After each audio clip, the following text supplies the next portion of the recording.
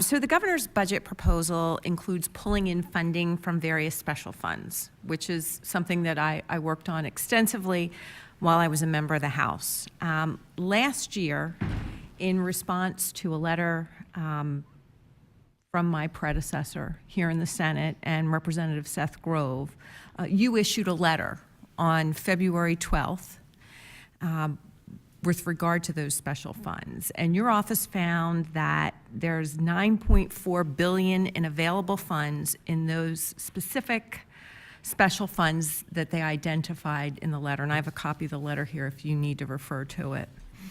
So what we've seen with a lot of these special funds is that they build up large reserves over the course of several years before being distributed for various projects.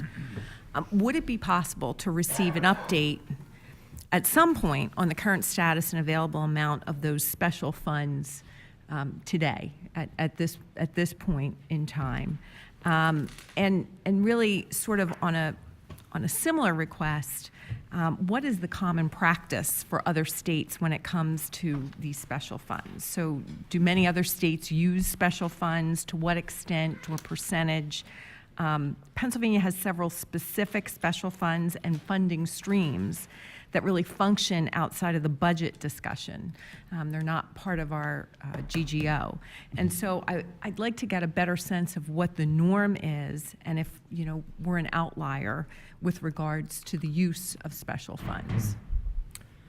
So regarding the letter that you referred to last year, I do recall that, the request that came in, and we could certainly update that analysis if it's helpful. And in fact, I can speak to you after the hearing, and we could plan to do so if it's helpful. I would certainly appreciate having that information. Yes, sure, that would be wonderful. Absolutely. Regarding other states, I'm not aware currently about the relative reliance of other states and the number of special funds and if they pull in funding. But let me check with Brenda because she might have a better sense of that. I don't. You do know. So that is also one thing that we could check into in related to your request to see how other states rely on that funding source. When you look at other budgets of other states and you see that Florida's budget is over 2 times what Pennsylvania's budget is, you have to believe that a state that's, of comparable size and population would have fairly comparable budget amounts. So, that's what sort of triggered my interest in that, looking at the budgets of other states. So if that's something that you would be able to share with us going forward, it would be very helpful. Yes, we'll plan to look at that to see if there's any data available with the updating of the letter that you referred to. Thank you. Watching the House Appropriations Committee budget hearings, there was a lot of discussion about borrowing and saving. And last year, the governor put about $22 million into the state's rainy day fund. But that was also coupled with some massive borrowing.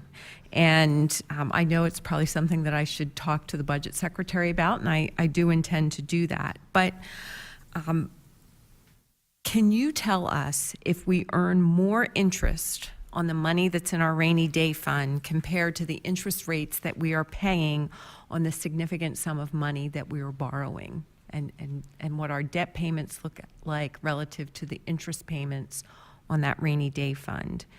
And then I guess sort of at the same time, in the letter from 2018, you indicated there was about $9.4 billion available in 44 of the special funds that you looked at.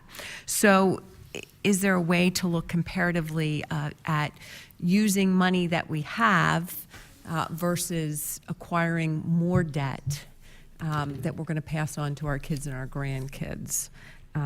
So, sort of twofold. The rainy day fund, interest earned on that money versus debt accrued on the money that we've borrowed, and an analysis of, using special funds when that money is sitting there to pay for what we need in this budget now, as opposed to incurring more debt. Mm-hmm. Is that something that you could do an analysis and share with us the results? Is that something that you know and you could talk about right now?